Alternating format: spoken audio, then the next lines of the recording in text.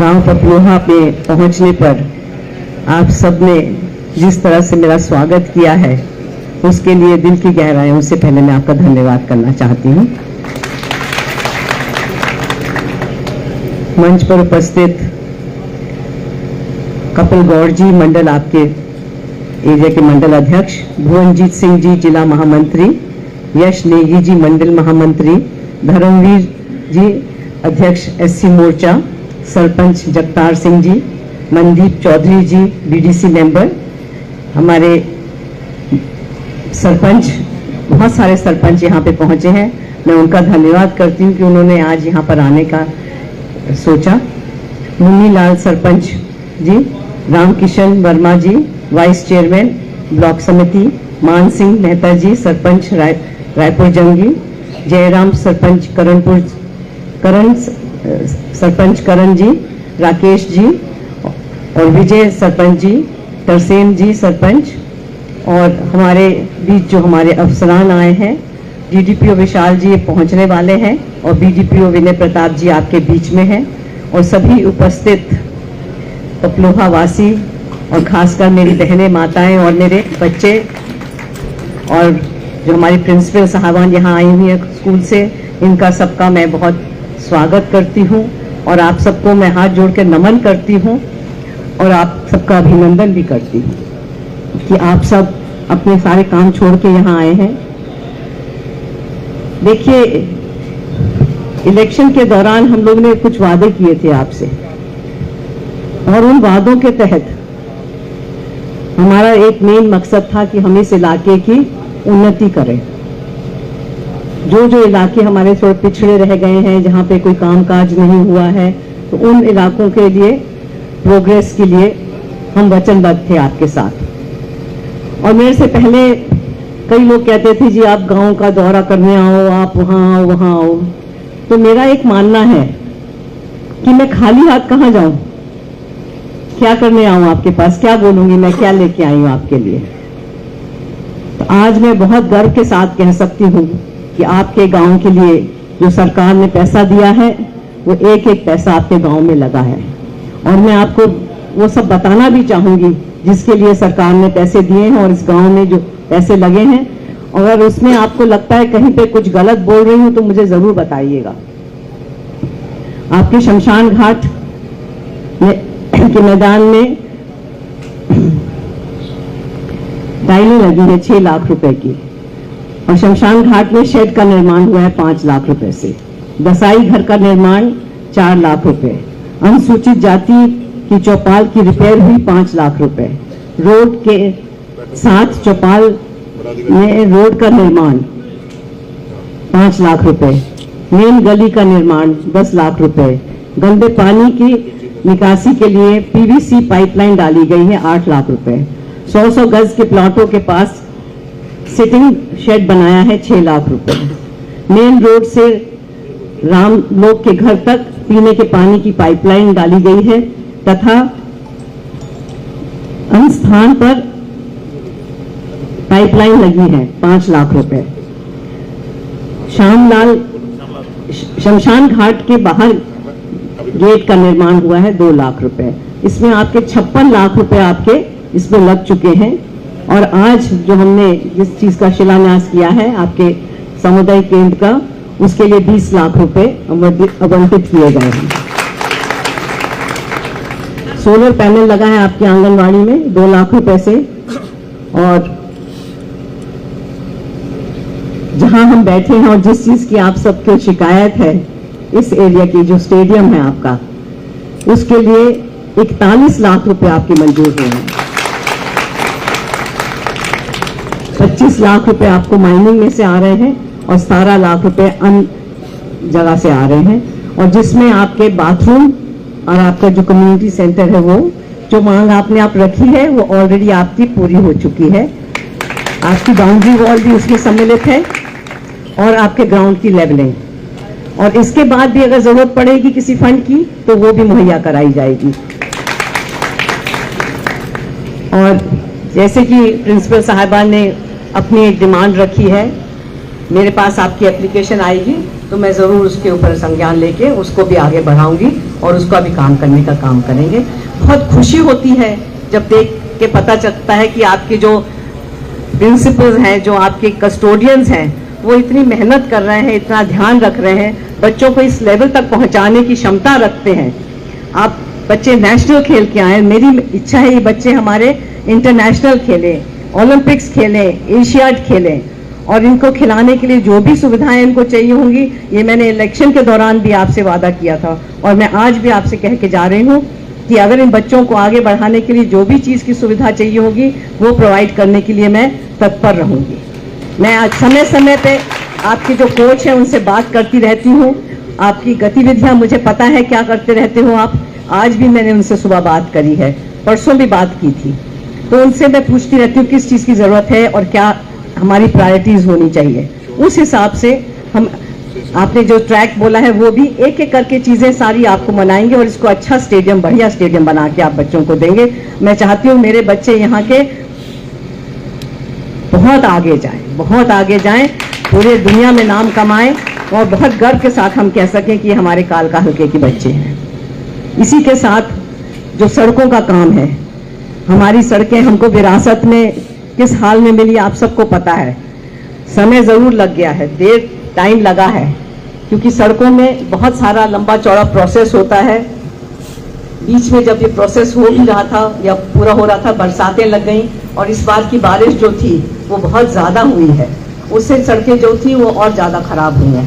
पर लेकिन मैं आपको विश्वास दिला रही हूँ कि अब आने वाले समय में जैसे जैसे हम सड़कों के काम शुरू कर रहे हैं, बिल्कुल सड़कों का जाल बिछ जाएगा आपके पूरे क्षेत्र में और ये जो गड्ढों से हमें निजात मिल जाएगी। क्योंकि पिछले कई वर्षों से आपने देखा होगा कि सड़कों के काम नहीं हुए हैं और लेकिन जरूर टाइम लगा है मुझे, मैं भी इस बात से सहमत हूँ कि पूरा मुझे 9-10 महीने लग गए हैं और इस कवायद में, और जितनी सड़कें मैं अपनी विधानसभा की पास करा के लेके आई हूँ, शायद किसी भी विधानसभा में इतनी सड़कें पास नहीं हुई। 150 करोड़ रुपए की लागत से काम हुआ है, होने वाला है हमारे क्षेत्र में। 150 करोड़ रुपए मंजूर हुआ है कालका विधानसभा के लिए, और ये राशि मेरे को लगता पहली बार इतनी राशि आई होगी यहाँ पर। 150 करोड़ रुपए बहुत थोड़ा नहीं होता है, किसी भी विधानसभा को इतना पैसा नहीं मिला है। और जिस के लिए मैंने पैसा मांगा है, हमारे माननीय मुख्यमंत्री जी इतने दयालु हैं, इतने दयावान हैं कि जिस चीज की भी मैंने फरमाइश करी है उन्होंने कभी ना नहीं करी है। तो मैं उनका आज यहाँ से आप सबके बीच से धन्यवाद करना चाहती हूँ कि माननीय मुख्यमंत्री जी की दीर्घायु हो और इसी तरह से वो हमारे क्षेत्र के लिए हमारा साथ देते रहे और हमें समर्थन मिलता रहे उनका। मैं आपको ये बताना चाहती हूँ कि जैसे अभी मेरे से पहले भवनजीत जी ने भी कहा है और उनके पहले भी वक्ताओं ने बताया आपको कि एक हमारे पास ऐसा एक कर्मठ सरमोर है और वो हमारे हैं माननीय प्रधानमंत्री जी नरेंद्र मोदी जी। जब से उन्होंने इस देश की बागडोर संभाली है, हमारे देश ने पीछे मुड़ के नहीं देखा है। इससे भी पहले प्रधानमंत्री रहे हैं, पर कभी किसी ने ऐसी सोच नहीं रखी, ऐसा विजन नहीं रखा, ऐसा फोकस नहीं रखा जैसा उन्होंने हमारे देश को दिया है। आने वाले समय भी कोई ऐसा प्रधानमंत्री मुझे नहीं लगता कि आएगा, और ना पहले इनके पहले कोई हुआ है। स्वर्ण अक्षरों में उनका नाम लिखा जाएगा, दर्ज होगा, क्योंकि आज हम चौथी अर्थव्यवस्था बन गए हैं और बहुत जल्द तीसरी अर्थव्यवस्था की ओर जा रहे हैं।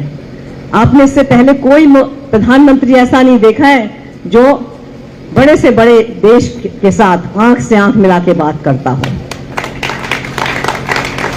आपने देखा अमेरिका ने हमको डराने की कोशिश करी, पर हमारे प्रधानमंत्री जी ने कहा कि हम बहुत प्राइड लेते हैं, हम स्वदेशी बनेंगे, हम सब चीजें अपने देश में बनाएंगे, हम आपकी तरफ नहीं देखेंगे, हम आत्मनिर्भर बनेंगे। और ये बात उन्होंने साबित भी करी है। आप देखेंगे कितने ज्यादा से ज्यादा प्रोडक्ट्स हमारे बनने लगे। जो चीजें हम एक्सपोर्ट करते थे, आज वो सब चीजें भारत में बन रही हैं, चाहे वो लोकोमोटिव हैं, चाहे वो ऑटोमोबाइल्स हैं, चाहे वो फोन है, फोन की चिप्स हैं, और जो भी चीजें हम बाहर से मंगाया करते थे, आज वो हर एक चीज हमारे भारत में बन रही है। और क्यों ना हम अपने भारत की बनी हुई, अपने देश की बनी हुई चीजों को अपनाएं और उनका प्रयोग करें। देखिए, अगर हमारे प्रधानमंत्री जी इतने स्वाभिमानी हैं कि वो कहते हैं कि हम किसी से कुछ मांगेंगे नहीं, तो हम सबको भी स्वाभिमानी बनना पड़ेगा। उनका साथ निभाने के लिए हमको भी उनका साथ देना पड़ेगा। और जैसे भुवनजीत जी ने कहा, आज यहाँ से हम प्रण करके जाएं कि हम कुछ चीजें ऐसी हैं जो हम स्वदेशी अपनाएं और विदेशी चीजों को छोड़ दें, जिनके बिना हमारा गुजारा हो सकता है। जैसे कि खास करके हमारे साबुन, तेल, टूथपेस्ट, हम सब ये बाहर के यूज कर रहे हैं। जो हम ये बाहर की जो विदेशी चेनें हैं, उनके साथ अपना सारा पैसा उनको दे रहे हैं, और ये पैसा सारा बाहर के मुल्क में जा रहा है, हमारे मुल्क में नहीं रह रहा है। और हमारी विरासत बहुत बढ़िया है। हमारे देश में वो सब चीजें हैं जो आज से कई हजार साल पहले किसी और देश में नहीं होती थी, और आज वो हमारी नकल करते हैं, चाहे वो ऑर्गेनिक हो, चाहे वो जो हमारे हल्दी है, देसी दवाइयां हैं, सब है, आयुर्वेदिक दवाइयां हैं, वो बाहर के देश वाले अभी अपनाने लगे हैं। और ये हमारी धरोहर है और हम उसको भूलते जा रहे हैं। तो इसको हमको दोबारा से सजग अपने आप को करना है, इनको अपनाना है। इसी के साथ मैं आपको बताना चाहती हूँ कि जैसे हमारी सेहत के लिए हमारे प्रधानमंत्री जी ने बहुत बढ़िया विजन रखा है कि 75 साल से बड़े बुजुर्ग हैं, उनके लिए जो उन्होंने सेवा व्यवस्था बनाई है, आज से पहले किसी ने नहीं सोची है। नहीं तो लोग बुजुर्ग होते थे, उनके इलाज नहीं हो पाते थे, आंखों का इलाज नहीं होता था, डायलिसिस नहीं होते थे, बहुत सारी चीजों से वो वंचित रह जाते थे, क्योंकि हर चीज महंगी होती थी। और उन सब चीजों पर अंकुश लगा है। दवाइयां भी सस्ती हुई हैं, जो रोजमर्रा की चीजें हैं वो सस्ती हुई हैं। जो हमारे जीएसटी कम हुआ है, उससे पूरे देश को, हर वर्ग को फायदा हुआ है। अगर हमारी रसोई को फायदा होता है तो हमारी हर एक चीज का फायदा होता है। तो हम हमारे प्रधानमंत्री जी का साथ, और ऐसे ही हमारे मुख्यमंत्री हैं नायब सिंह सैनी जी, वो भी हमारे प्रधानमंत्री जी के पद चिन्हों पे चल के वो भी वैसे ही निर्णय ले रहे हैं। आपने देखा होगा, उन्होंने एक वादा किया था इलेक्शन के दौरान, हमारी बहनों को, बेटियों को लाडो योजना के तहत उनको फैसिलिटेट करने के लिए, ताकि उनको थोड़ा सा जेब खर्च मिल सके, वो हर किसी के आगे हाथ ना फैलाएं। और उन्होंने वो वादा पूरा भी किया है। तो मैं आपको ये बताना चाहूंगी, सबको पता भी होगा कि 23 साल की उम्र से ऊपर की जो भी मेरी बेटी बहनें या बहुएं हैं और जिनका 1 लाख से कम इनकम है, वो आप अपना ऐप है उसको डाउनलोड करिए अपने फोन पे। उस पे आपका आधार कार्ड का नंबर डालिए, उस पे आपकी OTP आएगी, वो आप उसमें एंटर करेंगे तो ऑटोमेटिकली आपका कार्ड डाउनलोड हो जाएगा और वो आपके आधार से लिंक हो जाएगा। हर महीने आपके खाते में 2100 रुपए आ जाएंगे। मेरा ये मानना है कि जब हम घर खर्च लेते हैं तो हमारे घर वाले कभी हमें ज्यादा देते हैं, कभी कम देते हैं कि नहीं देते हैं। कई बार किर्स कर जाते हैं कि इतने में चला लो, पर लेकिन नायब सिंह सैनी जी पूरा डालेंगे, 2100 रुपए पूरे डालेंगे, 1 रुपया भी कम नहीं करेंगे। और इसी कड़ी में उन्होंने ये भी कहा है कि पहले चरण में हमने 20 लाख महिलाओं को ये सुविधा दी है और अगले चरण में हम और महिलाओं को सुविधा देंगे जिनका 1,80,000 रुपए की इनकम होगी। जो अगला चरण होगा हम उसमें उनको बेनिफिट देंगे। तो ये सोच एक मुख्यमंत्री रख के चल रहा है। आप सोचिए कितने संवेदनशील हैं वो हर चीजों में। आप देखिए हमारे महिलाओं को सशक्त बनाने में, आगे लेके आने में, हर जगह, चाहे वो खेल हो, पढ़ाई हो, हर जगह हमारे बच्चों को वो आगे की श्रेणी में रखना चाहते हैं।